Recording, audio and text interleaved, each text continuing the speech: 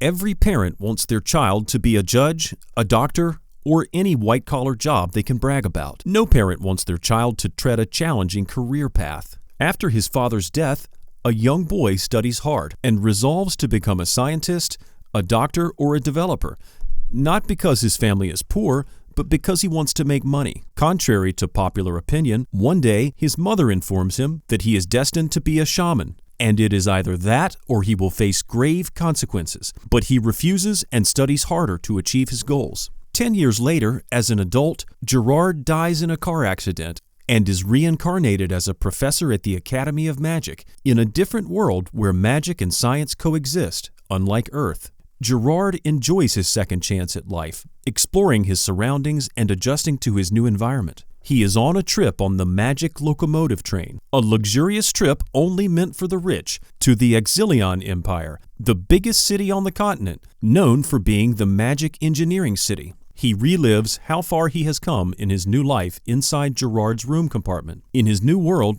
phones and gadgets do not exist. He busies himself with newspapers and articles, where he reads articles about his destination and the train. As the magic locomotive train departs, Gerard hopes to be alone in his compartment. Just then, a young man enters the compartment as the second passenger. Gerard decides to bury his face in the reading material to avoid making small talk with the other passenger, who seemed polite enough. Soon, the young man sees the headlines of the just-finished war in one of the continent's factions and starts a conversation about it with Gerard. He introduces himself as Ludger Chelisi, a professor at the Empire's largest magic academy, Soren. In the New World, everyone with a surname is a nobleman, and those without are commoners. Ludger reveals the rumor that the princess of that faction won the war with the help of a mercenary named Machiavelli. Gerard pretends not to know anything about the name, which is a lie, as Machiavelli was the identity he used before Gerard.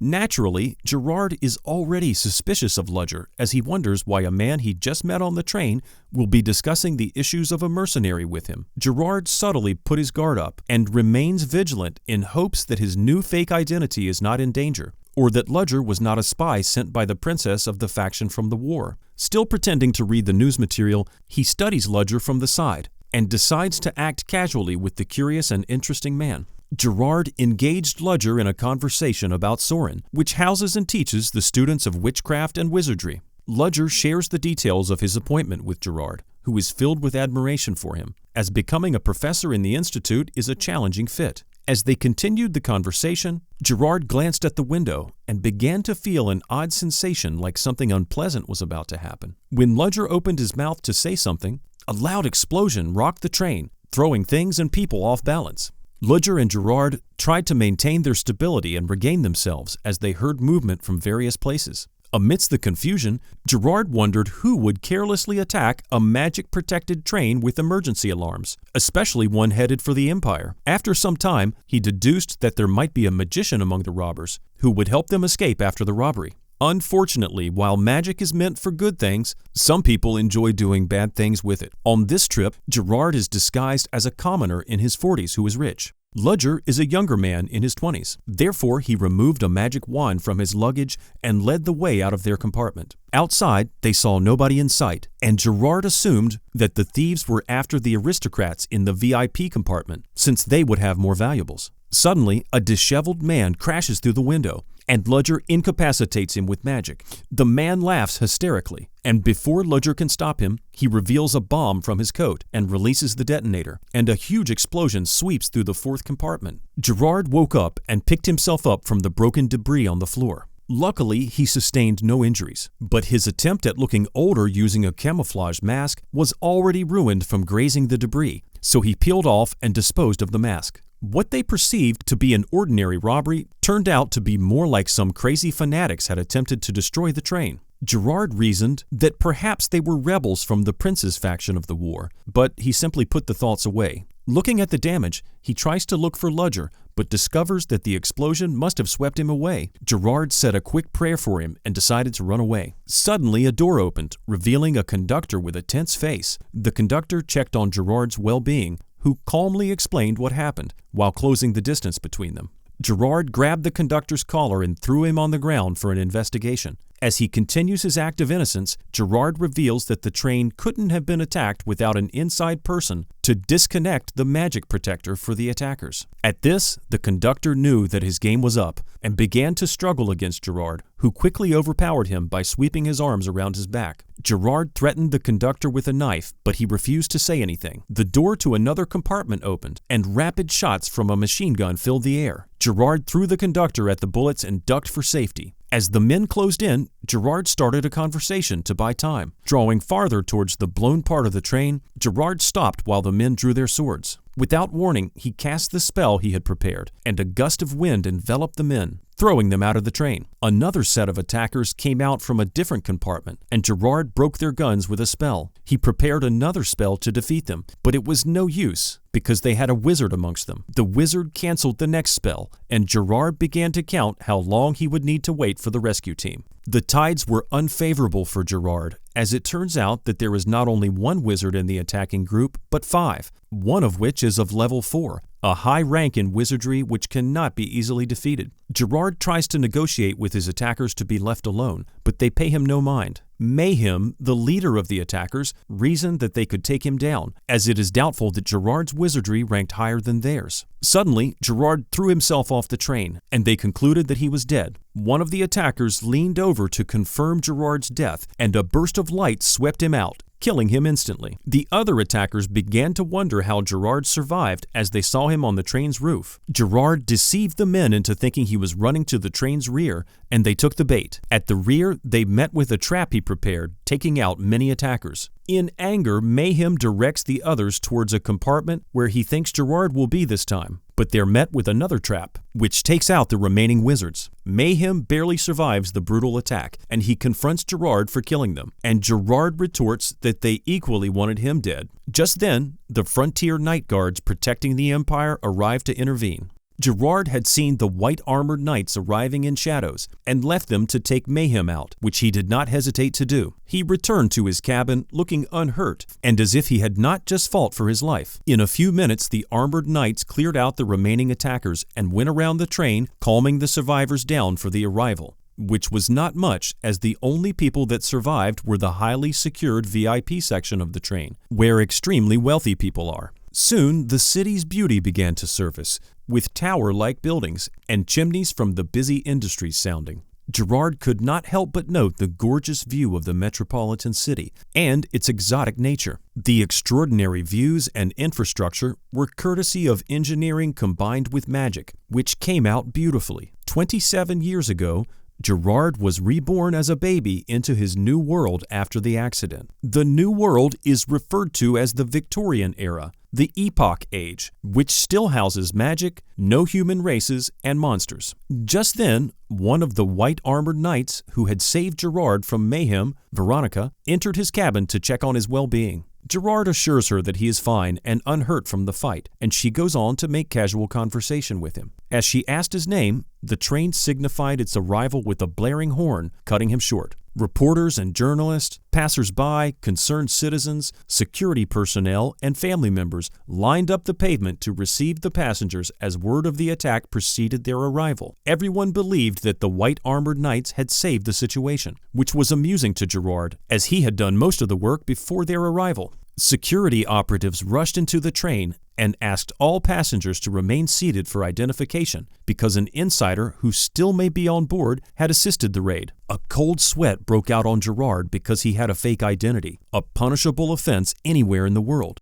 In the Empire, it was commonly punished with death by hanging, which was scary to Gerard. Gerard's identity had been faked by the mask, which made him look like a man in his 40s, with whiskers and a bit of wrinkle. The Gerard in his 40s, as presented by the identity card, was disposed of alongside his mask. Gerard provided his identification to the personnel, and Veronica explained how helpful he was in fighting the attackers. Luckily, the personnel confused Gerard for Ludger, the Magic Academy professor. Without hesitation, Gerard agrees to the claim and picks up Ludger's suitcase, claiming his identity.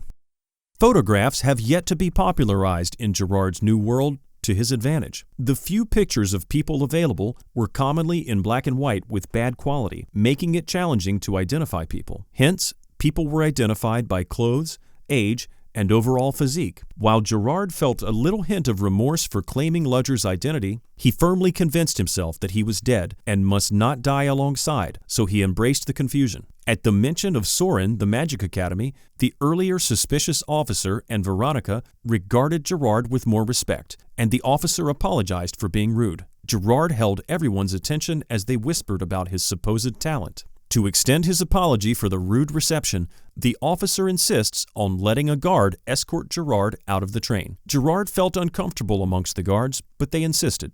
Bidding Veronica and everyone else farewell, Gerard walked out of the train with Ludger's identity. The guard walked Gerard through the crowded train station, creating a passage for him as they moved. After the crowded area, Gerard politely thanked the guard and told him to leave. Now alone, he sighed in relief for narrowly escaping prison and continued walking. After a few steps forward, a man called out to him, and he looked back. Mr. Wilford introduced himself as an employee of Soren Academy, sent to check on him when the news of the raid broke out. Gerard knew he was cornered, as he could not deny his newly stolen identity to the older man. Instead, he climbed into the car with the man and they left. Veronica had started admiring Gerard from the moment she saw him use magic while fighting the attackers. She found him extraordinary and different in a good way. She carefully recalled all her observations about him and concluded that she would ask her sibling, who goes to Soren, about him. On the ride to Soren, Gerard went through a list of excuses to get himself out of the situation, but could not come up with anything. Since his identity as Gerard died with the raid, he decided to process a new one at a later date through the underworld, as it was cheaper that way. On arrival, Mr. Wilford directs Gerard to the principal's office, where he meets a young-looking woman that may be a 6th-rank magician. Though she gives him an unusual feeling, he gathers his wits and introduces himself.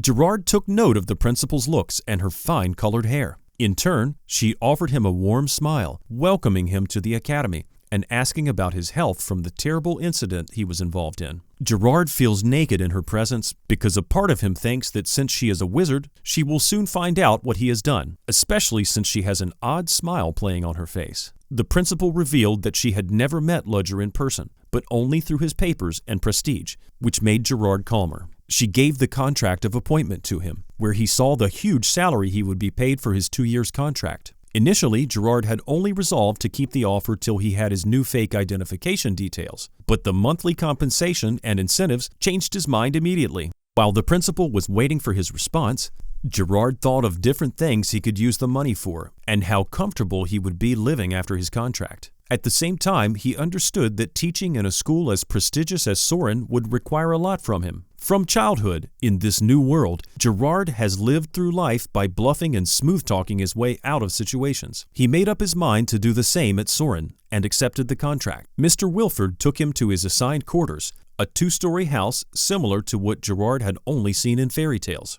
Mr. Wilford informed him that the students would not resume until later. Therefore, he had a few weeks to himself. Gerard explored the exquisite living space, befitting an aristocrat, with no hint of dust or substandard material, but only the best of everything. Having claimed Ludger's identity, he decided to get to know him a little to fit better into the role. However, Gerard finds out that Ludger's luggage is secured by a magic circle. Using his mana, he broke the spell using a trick to access the contents of the bags. Opening the luggage, Gerard finds only basic materials inside. He deduced that Ludger was in no way a materialistic person. He had only books on various subjects, the inquiries from Soren, a few impersonal letters, clothes, and his course content for the students. In his documents, Gerard learns that Ludger was an orphan with no siblings, who served in the military, and had submitted significant materials in magic 12 times as a 4th-rank magician. Ludger's personality fascinates Gerard. He set aside the coursework for the students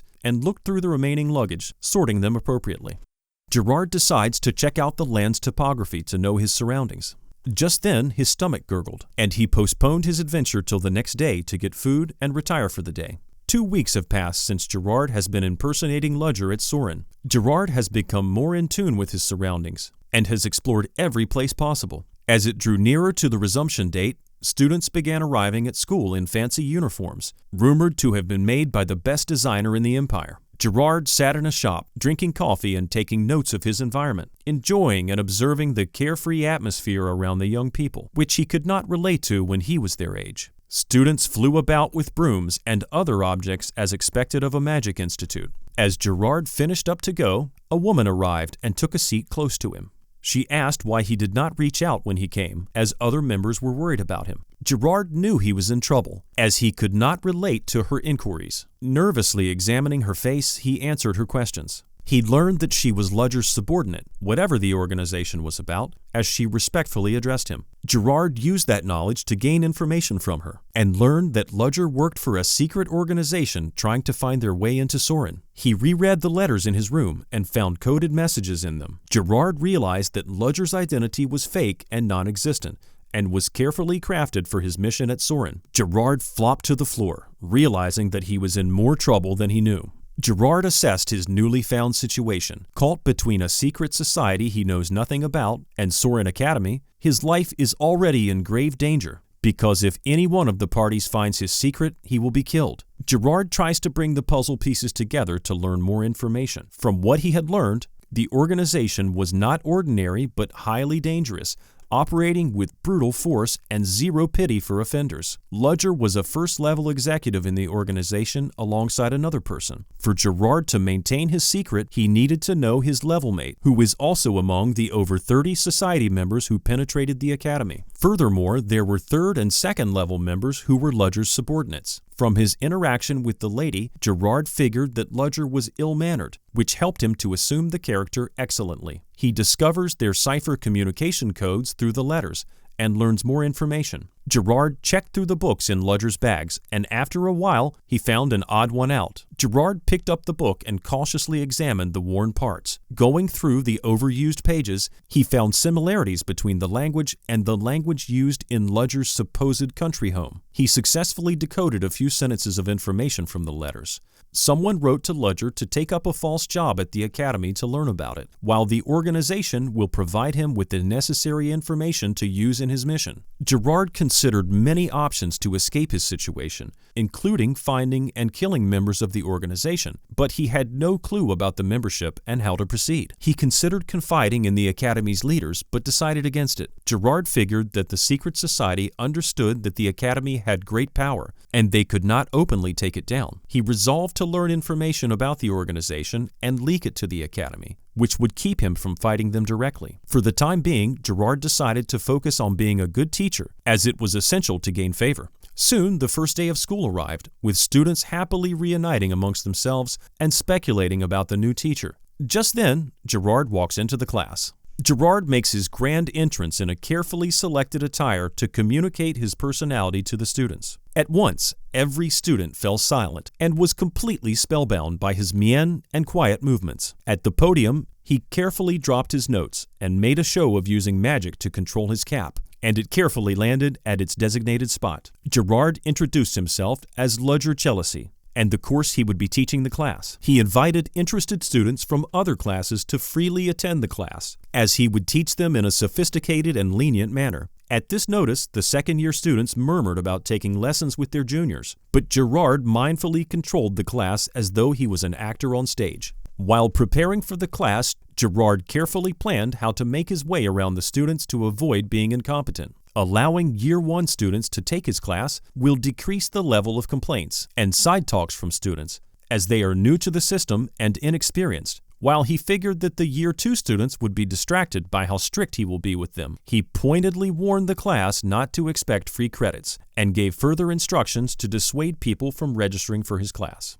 After making his points, the class suddenly became very quiet, with nobody daring to ask questions. Gerard prompted the students to ask questions, but they all refused, and he dismissed the class. Afterwards, he secretly hoped that his method of protecting his secret had not been overturned against him. Gerard is determined to maintain Ludger's ex-soldier personality and resolves to be very strict with the students. Since they still had time to change their preferred courses, he hoped they would drop his course because of his strict nature. Stepping into the hallway, he walked leisurely away. Within the hall, students avoided his path deliberately. Just then, a young woman named Selena caught his attention and introduced herself as his colleague in the academy. Gerard tried to disguise his surprise at her approach and answered politely, but she offered him food before he could.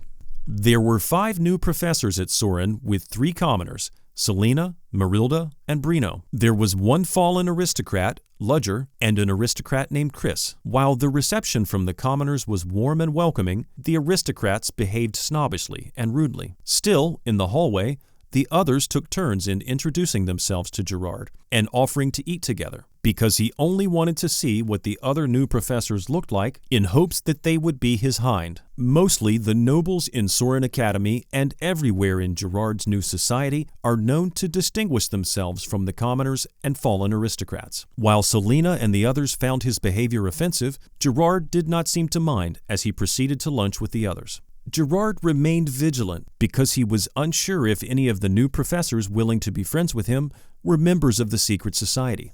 According to the information he got, the other first executive in his rank is also a professor. Therefore, he needed to be cautious, as he or she could be the one watching him. He proceeded to lunch with everyone except Chris, who left them in the hallway. At lunch, Gerard maintained minimal conversation with the others, and they were grateful that someone other than their fellow commoner willingly talked to them. Selena naturally has low self-esteem and is frightened at associating with and even teaching nobles, including members of the royal family. All her life, she was used to being looked down upon because she was a commoner. She tried to relate with other professors to help her cope with her anxieties about the job, which is why she ate lunch with everyone. Selena is particularly fascinated by Gerard's demeanor and how he relates with everyone else like a god among men. Gerard looked and acted like royalty to her, but she considers him too strict. Marilda calmed her fears about the job, advising her to remain in control and deliver her best. 3 days after Gerard's first encounter with the students, he expected only a few students in the class being the first day of lectures, but was surprised to see more than 60 students seated and waiting for him. The reaction to Gerard's introductory class was not very good, as students, especially aristocrats, felt angry at his guts.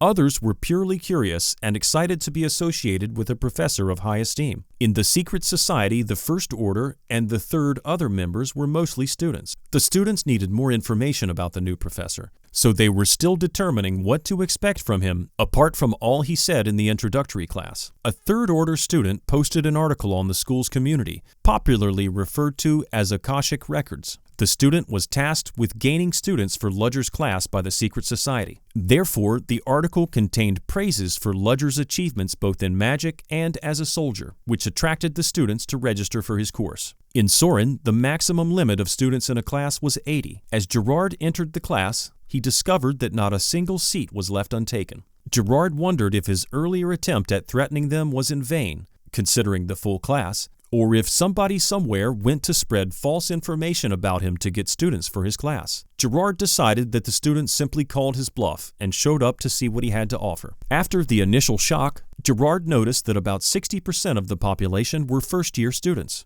He introduced the course to them with the promise to teach them the 4 ways of magic casting system. Though he still needed to gain complete mastery of all 4, Gerard knew enough to excel at taking the students. Flora Lumos is one of the nobles from the Duke family. She is particularly popular for her brilliance in magic casting and her beauty. So far, Flora has successfully made 2 professors quit their jobs because she humiliated their knowledge in class. She called Gerard's bluff, because people can rarely learn and even teach all 4 methods. For the semester, she considered Gerard her prey, against her friend's plea to not do so. At the podium, Gerard wrote on the magic board by casting his mana and promised to teach the students a technique that is 3 times faster than the usual casting method, which awed the class. Unlike the first-year students who were unfamiliar with spells, the second-year students were already familiar with them. A good faction of the class thought that Gerard was lying, because not even the best magicians and researchers in history could achieve that. Further research has been carried out concerning the casting system, and nobody has been able to do that. Flora simply regarded the idea as a joke and told her friend that perhaps Gerard would tell them that the casting time could be reduced by consistent learning till they were proficient, and in that manner they would be faster, which would not be completely accurate. Everyone continued to share their opinion about the professor's claims, and some were visibly angry that he would propose a farce, especially the acclaimed geniuses who like to do everything the straight and confident way.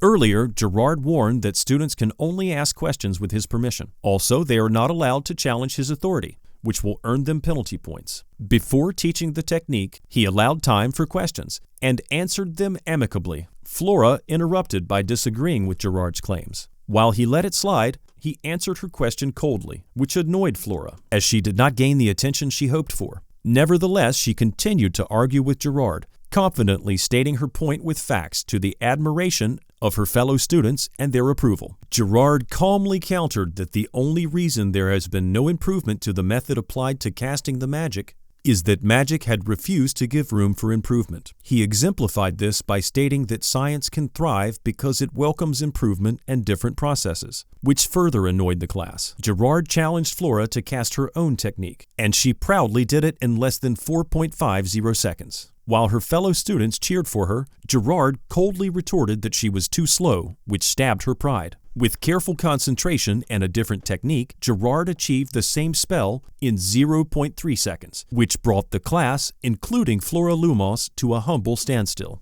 Gerard called his technique the source code method. Unlike Earth, which was in the 21st century with different software programs and computer literacy, Gerard's present world is still stuck in what can be compared to Earth's 19th century. Gerard developed the source code method from the lessons of his master, which taught him magic in a different manner and his unique technique to advance his skills. He likens his use of magic to a programmer's use of codes and patterns, imprinted to be used later, instead of starting from scratch every time, unlike the magicians in his new world that started their magic from scratch every time they needed it. Sadly, Gerard's technique may only partially be entirely accepted because the world relies mainly on hardware. The students looked at Gerard with varied expressions and reception towards what he had just done, which Gerard could fully relate to because he was not expecting more. He only hopes that his bizarre knowledge will let him pass without complaints in order to succeed for the next 2 years of his contract. All the students who saw Gerard's technique developed a new respect for him. Everyone tried to make sense of what they had just seen because an average person could not comprehend it.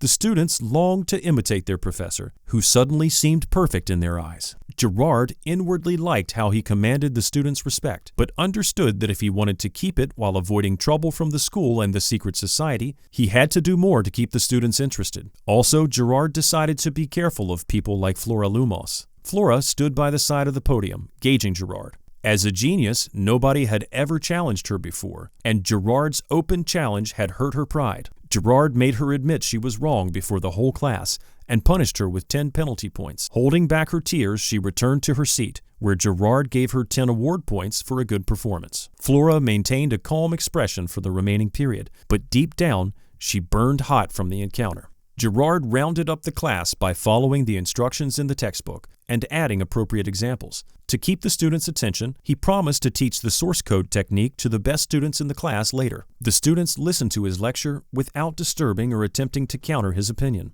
At the end of the class, he released them without giving any assignments, which earned him more adoration from the students.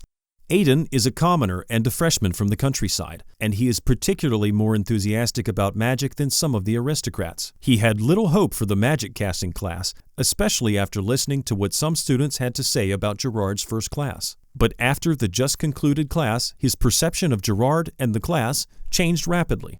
Aiden openly talked about his admiration for Gerard while recounting the details of the class. He was particularly happy for not dropping the course, because he was genuinely pleased with its outcome and the professor lecturing them. Suddenly, Javan, another boy from his year, huffed rudely at him. At first, Aiden ignored him, but he continued by saying that they should have no commoners, because there was no reason to be amazed at Gerard's earlier display. Aiden was confused by the outburst. Just then, Leo, another student in their year, interrupted Javan's rant by insulting him and his family for discriminating against a commoner. Seeing that he had no supporter, Javan angrily stopped the fuss. Aiden thanked Leo for saving the situation and offered to walk with him to their next class together. On their way, Leo cautioned him about survival at Soren Academy and advised him not to make his background too obvious so that people would not be cruel to him. Many students of noble birth look down on commoners and will not hesitate to make them suffer at the slightest chance they had. Leo mentioned the names of some students that Aiden should particularly avoid at school, including Flora Lumos,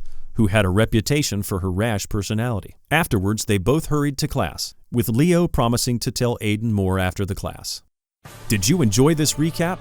If you did, kindly like this video and subscribe to our channel so we can bring you the recap of the next chapters of this exciting manga series. Until next time, do take care and stay safe.